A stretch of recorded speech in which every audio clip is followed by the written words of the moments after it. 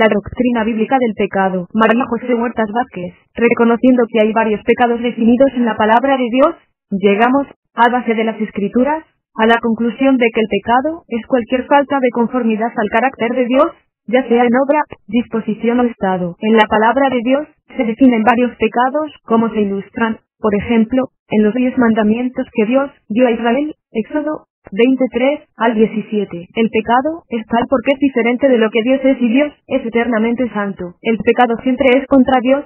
Salmos 51:4, Lucas 15:18, aun cuando pueda ser dirigido contra seres humanos. Una persona que peca es de acuerdo a ello, sin semejanza a Dios y sujeta al juicio de Dios. La doctrina del pecado se presenta en 4 aspectos en la Biblia. El pecado personal, Romanos 3:23, es la forma de pecado que incluye todo lo que en la vida diaria está en contra o fracasa en conformidad con el carácter de Dios. Los hombres son conscientes con frecuencia de sus pecados personales, y los pecados personales pueden tomar una gran variedad de forma. Hablando en forma general, el pecado personal se relaciona con algún mandamiento particular de Dios en la Biblia. Incluye el aspecto de rebelión o desobediencia. Al menos 8 palabras importantes se usan para el pecado en el Antiguo Testamento y unas 12 en el Nuevo Testamento. La idea básica es la falta de conformidad al carácter de Dios y el obrar por medio de actos, ya sea de omisión o de comisión. La idea esencial es que el hombre no alcanza la norma y fracasa en alcanzar el nivel del propio carácter de santidad de Dios. La naturaleza pecadora del hombre, Romanos 5:19, Efesios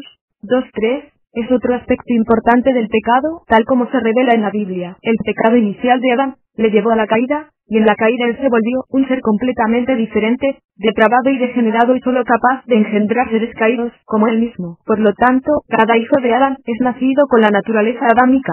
Siempre está predispuesto a pecar, y aunque su naturaleza fue juzgada por Cristo en la cruz, Romanos 6:10, una fuerza vital y activa permanece en cada vida del cristiano. Nunca se dice que será quitada o erradicada en esta vida, pero para el cristiano hay poder vencedor provisto a través del Espíritu que mora en él. Romanos 8:4, Gálatas 5:16 al 17. Muchos pasajes bíblicos hacen alusión a este importante asunto. De acuerdo con Efesios 2:3, todos los hombres éramos por naturaleza hijos de ira, y toda la naturaleza del hombre es depravada. El concepto de la total depravación no es que cada hombre es lo más malo posible que él pueda ser, sino más bien que el hombre, a través de su naturaleza, está corrompido por el pecado. Romanos 1:18 y 3:20. De acuerdo a ello, el hombre, en su voluntad, Romanos 1:28, su conciencia, 1 Timoteo 4:2, y su intelecto, Romanos 1:28, 2 de Corintios 4:4, está corrompido y depravado, y su corazón y entendimiento están cegados, Efesios 4:18. Como se ha visto en un estudio previo,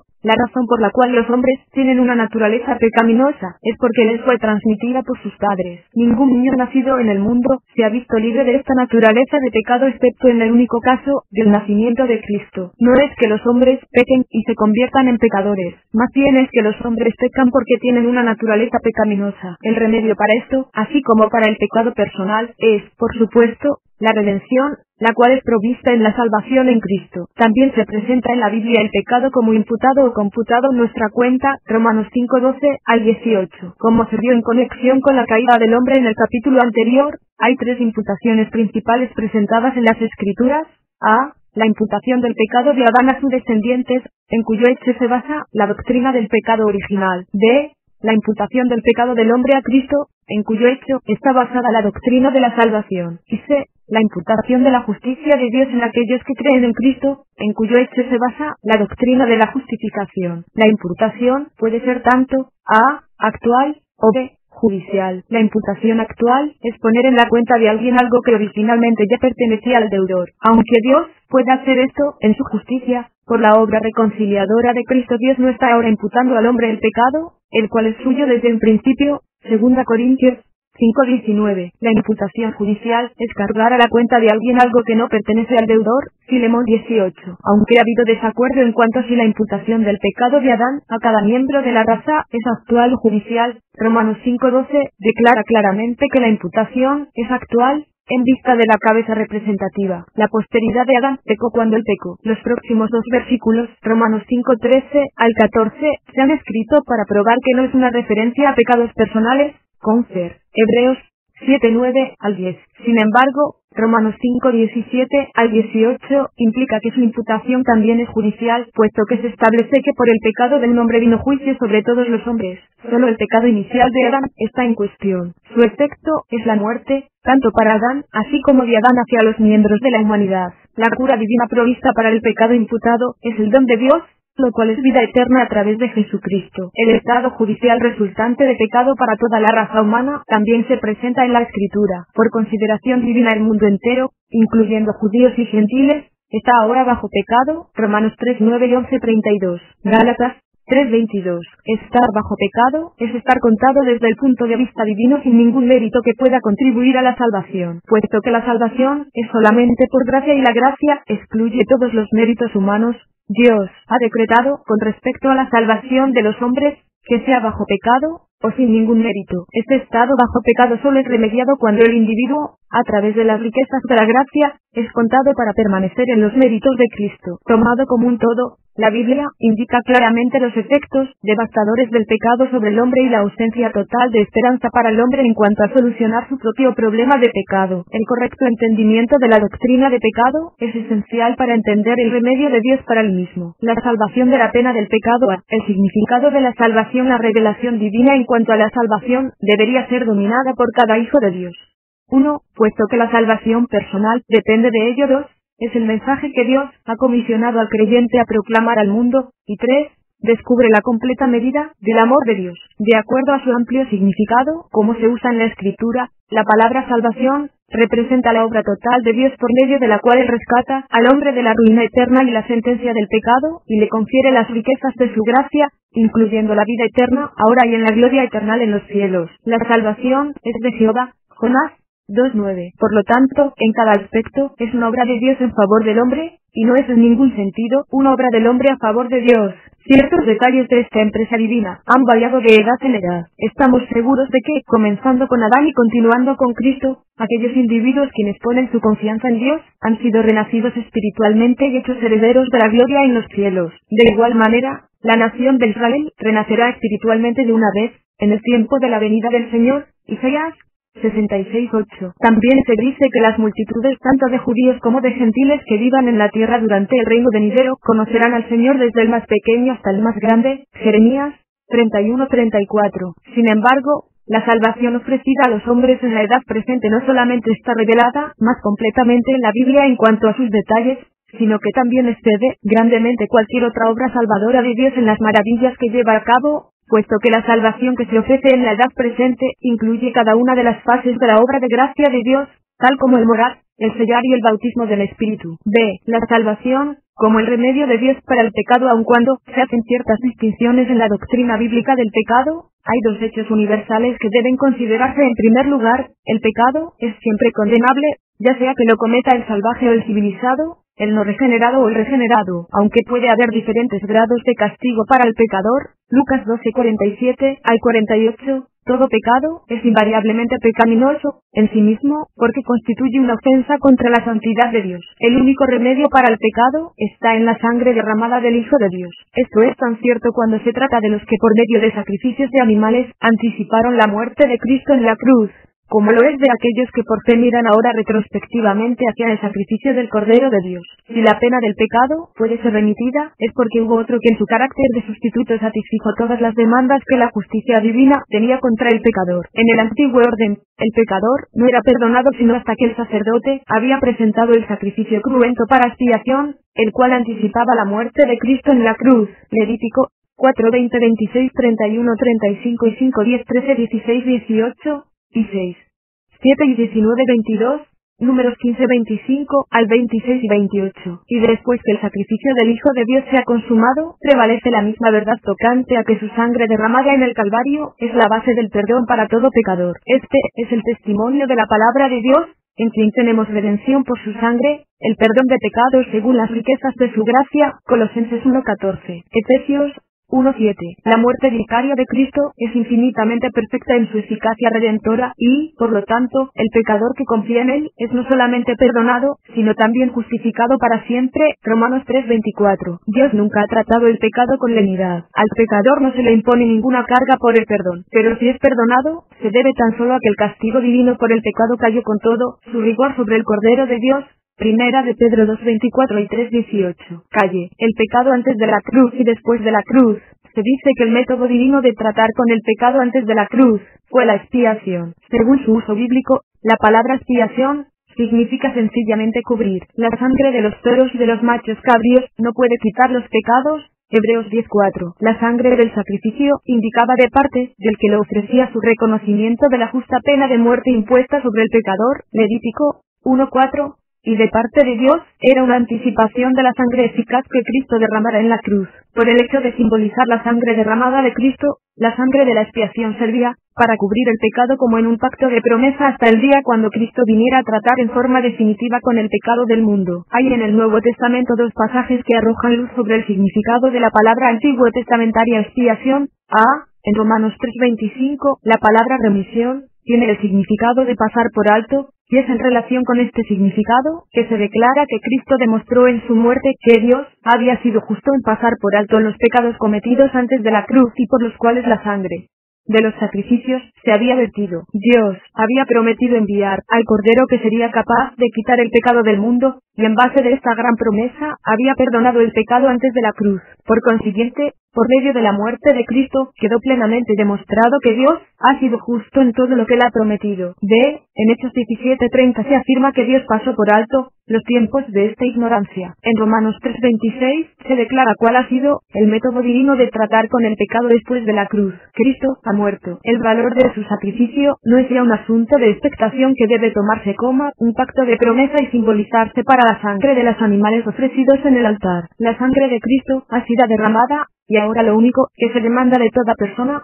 sin tomar en cuenta cuál sea su grado de culpabilidad, es que crea en la que la gracia infinita ha consumado para salvación del pecador. El versículo que tenemos delante revela que los juicios que pesaban sobre cada pecador Cristo los llevó completamente en la cruz, a fin de que Dios pudiera permanecer justo, así inalterable en su santidad. Aparte de todo castigo, Él justificará al pecador que tan solo crea en Jesús. Como antes se ha dicho, la palabra expiación, la cual aparece solo en el Antiguo Testamento, significa pasar por alto, y cubrir el pecado. Pero cuando Cristo trató con el pecado en la cruz, Él no solamente lo pasó por alto o lo cubrió. De su sacrificio infinitamente eficaz, se ha dicho, he aquí el Cordero de Dios, que quita el pecado del mundo. Juan 1:29, Colosenses 2:14, Hebreos 10:4, Primera de Juan 3:5, quien llevó él mismo nuestros pecados en su cuerpo sobre el madero. Primera de Pedro 2:24. Cristo no contemporizó con el pecado, ni lo trató parcialmente en la cruz. El gran problema existente entre Dios y el hombre fue allí solucionado en tal forma que aún la santidad de Dios quedó plenamente satisfecha, y la única pregunta que aún permanece en pie es si el hombre está satisfecho con lo que satisface a Dios. Aceptar la obra que Cristo realizó en el Calvario por nosotros es creer en él para salvación del alma. Los tres tiempos de la salvación. El tiempo pasado de la salvación está revelado en ciertos pasajes, los cuales, cuando hablan de la salvación, se refieren a ella siendo completamente en el pasado, o completada para el que ha creído. Lucas 7:50, Primera de Corintios 1:18, Segunda Corintios 2:15, Efesios 2:5 al 8. Tan perfecta es esta obra divina que del salvado se dice que está salvado para siempre. Juan 5:24 y 10:28 al 29. Romanos 8:1. El tiempo presente de la salvación, el cual será el tema del próximo capítulo, tiene que ver con la salvación presente del poder del pecado. Romanos 6:14 y 8:2. Segunda Corintios 3:18. Gálatas 2:19 al 20. Filipenses 1:19, 2:12 al 13. Segunda de Tesalonicenses 2:13. El tiempo futuro de la salvación contempla que el creyente será un salvo dentro de total conformidad con Cristo. Romanos 8:29 y 13:11. Primera de Pedro 1:5, Primera de Juan 3:2. El hecho de que algunos aspectos de la salvación están aún por ser cumplidos para el que cree no implica que hay terreno de duda en cuanto a su cumplimiento final, pues en ninguna parte se enseña que ningún rasgo de la salvación depende sobre la fidelidad del hombre. Dios es fiel, y habiendo comenzado una buena obra, la perfeccionará hasta el día de Jesucristo. Filipenses 1:6. La salvación como la obra terminada de Cristo cuando se contempla la obra de Dios para los hombres perdidos. Es importante distinguir entre la obra acabada de Cristo por todos, la cual está completa en una perfección infinita, y la obra salvadora de Dios, la cual es aplicada para y en el individuo en el momento en que él cree en Cristo. Consumado es la última frase registrada de Cristo antes de su muerte, Juan 19:30. Es evidente que él no se estaba refiriendo a su propia vida, su servicio o su sufrimiento, sino más bien a una obra especial, la cual su Padre le había dado para hacer, la cual ya aún había comenzado hasta que él estuvo en la cruz y que fue completada cuando murió. Esto era decididamente una obra para todo el mundo, Juan 3:16, Hebreos 2:9, y proveyó redención, 1 Timoteo 2:6, reconciliación, 2 Corintios 5:19, y propiciación, 1 de Juan 2:2, para cada hombre. El hecho de que Cristo haya muerto no salva a los hombres, pero provee una base suficiente sobre la cual Dios, en completa armonía con su santidad, es libre para salvar aún al peor de los pecadores. Estas son las buenas nuevas, las cuales el cristiano está comisionado a proclamar a todo el mundo. La sangre del unigénito y amado Hijo de Dios fue lo más precioso delante de sus ojos. Sin embargo, fue el pago para el rescate del pecador. La ofensa del pecado había separado al pecador de Dios, pero Dios proveyó a su propio Cordero para quitar el pecado para siempre. Los santos juicios de Dios estaban contra el pecador a causa de su pecado. No obstante, Cristo fue la propiciación para el pecado de todo el mundo. El hecho de que todo esto esté ya terminado constituye un mensaje, el cual se pide al pecador que crea como el testimonio de Dios. Uno apenas puede creer que alguien que haya oído este mensaje no haya experimentado un sentido de alivio de que el problema del pecado ha sido solucionado de esta manera, y que haya respondido en un sentido de gratitud a Dios por esta bendición gratuita. F. La salvación como obra salvadora de Dios. La obra salvadora de Dios, la cual se cumple en el momento en que uno cree, incluye varias fases de la obra de Dios en la gracia: redención, reconciliación, propiciación, perdón, regeneración, imputación, justificación, santificación, perfección, glorificación. Por medio de ella somos hechos capaces de ser partícipes de la herencia de los santos. Colosenses 1:12, hechos afectos en el amado, Efesios 1:6, hechos hijos de Dios, Juan 1:12, hechos ciudadanos de los cielos, Phil 3:20, hechos una nueva creación, 2 Corintios 5:17, hechos miembros de la familia de Dios, Efesios 2:19 y 3:15, hechos justicia de Dios, 2 Corintios 5:21, hechos cercanos a Dios, Efesios 2:13, y hechos completos en Cristo, Colosenses 2:10. El Hijo de Dios ha sido liberado del poder de las tinieblas y trasladado al reino del amado Hijo de Dios, Colosenses 1:13, y ahora posee toda bendición espiritual, Efesios 1:3. Entre las maravillosas obras de Dios mencionadas recientemente, la culpa y la pena del pecado han sido quitadas, puesto que se dice del que es salvo, que es perdonado de todas sus transgresiones y justificado para siempre. Dios no podría perdonar y justificar aparte de la cruz de Cristo, pero puesto que Cristo ha muerto,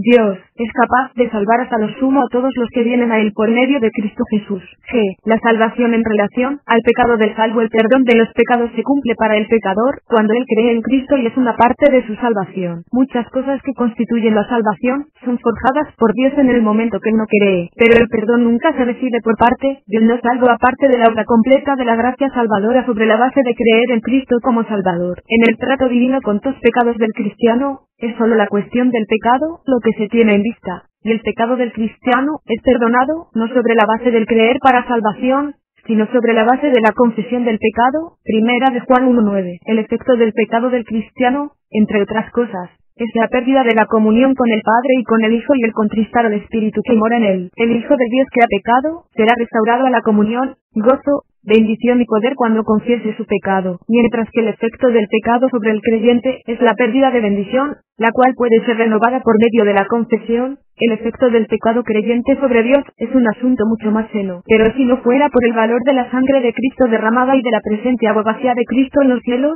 Romanos 8:34, Hebreos 9:24, Primera de Juan 3:1-2, el pecado separaría a los cristianos de Dios para siempre. Sin embargo, se nos asegura que la sangre es eficaz, 1 de Juan 2:2, y la causa del abogado es justa, 1 de Juan 2:1. El santo que peca no se pierde por su pecado, puesto que, aun cuando ha estado en el momento del pecado, él tiene un abogado con el Padre. Esta verdad, la cual forma únicamente las bases en las cuales cualquier cristiano siempre ha sido mantenido salvo, lejos de animar a los cristianos a que pequen, se presenta en la Escritura con el fin de que el cristiano no peque, o no permanezca en pecado. Primera de Juan 2:1. La gratitud al Salvador abogado por nosotros, en los cielos, debe encauzarnos a dudar seriamente antes de rendirnos a la tentación. Horas. La salvación está condicionada solamente por la fe. En unos 115 pasajes del Nuevo Testamento, se declara que la salvación del pecador depende solo de creer, y en aproximadamente 35 pasajes, se dice que depende de la fe, lo cual es un sinónimo de creer. Creyendo, un individuo ejerce el deseo de confiar en Cristo. Es un acto del hombre en su totalidad, no solamente de su intelecto o su emoción, mientras que el asentimiento intelectual no proviene de la fe real, y es meramente una motivación de las emociones, por lo tanto escasa en fe. El creer es un acto definido en el cual el individuo desea recibir a Cristo por la fe. En todas partes la Escritura armoniza con esta abrumadora verdad. Solo Dios puede salvar un alma, y Dios solo puede salvar a través del sacrificio de su Hijo. El hombre no puede sostener ninguna otra relación para la salvación que creer en el mensaje de Dios hasta el grado de volverse de sus propias obras para depender solamente en la obra de Dios a través de Cristo. Creer es lo opuesto a hacer cualquier cosa. Es en lugar de ello confiar en otro. Por lo tanto, se viola la Escritura y toda la doctrina de la gracia se confunde cuando la salvación se hace depender de cualquier otra cosa que no sea creer. El mensaje divino no es cree y ora, cree y confiesa pecado, cree y confiesa a Cristo, cree y sé bautizado, cree y arrepiéntete, o cree y haz restitución. Estos 6 puntos añadidos se mencionan en la Escritura, y allí tienen su total significado propuesto. Pero si fueran tan esenciales para la salvación como creer, nunca hubieran sido omitidos de ningún pasaje donde se declara la manera para ser salvo. Notar Juan 1:12, 3:16, 36 y 5:24 y 6:29, y 20:31. Hechos 16:31, Romanos 1:16 y 3:22 y 4:5, 24, y 5:1 y 10:4, Gálatas 3:22. La salvación es solo a través de Cristo, y, por lo tanto, los hombres son salvos cuando le reciben como su Salvador. Teología sistemática. Levis Sperricha.